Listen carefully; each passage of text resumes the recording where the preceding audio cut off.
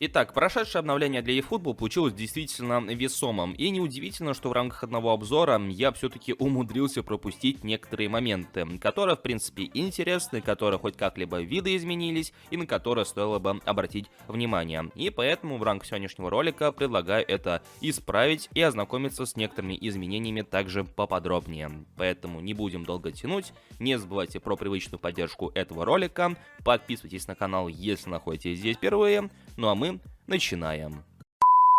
Если вам необходимо срочно пополнить свой баланс в Steam или же прикупить новую игру на свой аккаунт, но вы не знаете, где это можно сделать, у меня есть для вас решение. Купи-код. Пополнение аккаунта Steam на их сайте происходит в несколько действий. Просто, дешево и безопасно. Все, что вам необходимо сделать, так это ввести логин, указать мой промокод и нажать оплатить. Купи-код не запрашивает данные от аккаунта, только логин, а поэтому все безопасно. А если вы используете именно мой промокод, комиссия на пополнение снижается на 2%.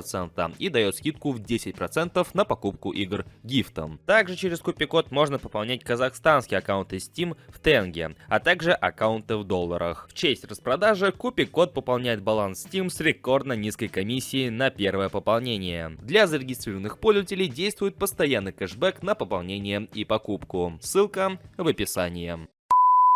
Про значки игроков я уже упоминал в отдельном обзоре нового сезона, однако с этими значками связано и еще одно небольшое изменение, которое некоторые пользователи заметили, а кто-то, возможно, не заметил. Но после обновления в целом немножко видоизменился интерфейс некоторых вкладок, теперь при продаже игроков выскакивает дополнительное окошко, в котором вы получаете информацию о валюте, которую получите за продажу того или иного игрока. И что самое главное, с появлением этих значков теперь в графе пользователей отсутствует указание на то, в каком дивизионе этот пользователь играет. Все, что вы сможете увидеть, так это лишь значки, которые сам пользователь получил по ходу игры. То есть ни больше, ни меньше. С одной стороны, казалось бы, зачем это? Но с другой стороны, это и вправду похоже на попытку скрыть этакий дисбаланс, когда иногда подбирал соперников немного не по дивизиону, когда там третий дивизион играл против первого дивизиона или пятый дивизион против второго дивизиона и что-то вот в этом роде. Да и банально всегда было интересно узнать, против какого дивизиона ты играешь, когда сталкиваешься с соперником. И, как по мне, это скорее минус, нежели плюс. Но теперь реальность такова.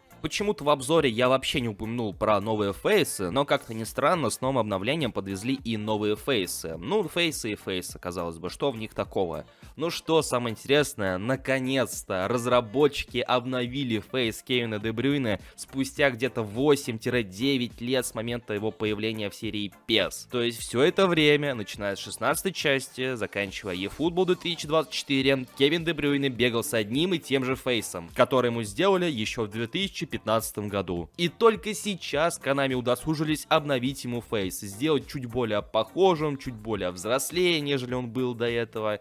И наконец-то у него появилось новое лицо. Также фейсы обновили паре-тройки игроков, в которых были и без того фейсы, наподобие Гризмана, у него теперь чуть более такая лохматая прическа, это Вейналдум и остальные товарищи. К моему удивлению, почему-то фейс не добавили для Гюллера, который появился в отдельном премиум паке со сборной Турции, но как такового фейса ему не завезли. Возможно, будет только в рамках 25-й части. Также после обновления Konami немножко изменили некоторые катсцены, которые касаются катсцен вручения карточек, выхода на замену, выхода на поле. Двух оставшихся вариантов катсцен это касается в меньшей степени, и они изменили вот конкретно катсцены с вручением карточек. То есть Konami продолжает работу над катсценами, над разного рода анимациями, помимо катсцен, вот вручения карточек. Также добавили новые празднования для некоторых футболистов. Какие-то из них выглядят очень даже неплохо, другие по движению футболистов выглядят немножко странно, но факт остается фактом, в игре появились новые катсцены. От вручения карточек до отдельных празднований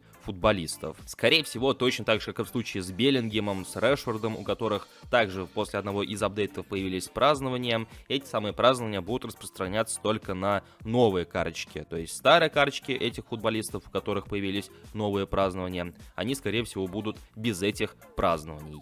Буквально-таки в предыдущем ролике я рассказывал об ивентах, которые появились после обновления, а именно про ивенты с искусственным интеллектом, и тот факт, что участвуя что в этих ивентах вы сможете заработать определенное количество золотых монет. Подсказка на этот ролик выскочила в правом верхнем углу, но если вкратце, то выбирайте одну из сборных, забивайте как можно больше голов за нее, и в конце турнира, когда Konami подведут итоги, у вас будет шанс выиграть определенное количество золотых монет. Поэтому, что называется, дополнительный стимул, дополнительный резон, чтобы принять участие в этом ивенте и опять же забивать большое количество мячей. Ну и последнее, чем мы закончим сегодняшний ролик, это будет скорее даже отсылка на предстоящую eFootball 2025 и то, о чем мы говорили в одном из предыдущих роликов касаемо потери лицензии, потому что Konami, судя по всему, действительно готовится к тому, чтобы расстаться с некоторыми командами. А если быть точным, то с 3 итальянскими клубами: с Наполи, Ромой и Монсой, поскольку в игре были обнаружены фейковые логотипы ранее упомянутых клубов. На данный момент они все еще остаются в игре, пока что их присутствию ничего не угрожает, но вполне возможно, что уже начиная с 25-й части мы потеряем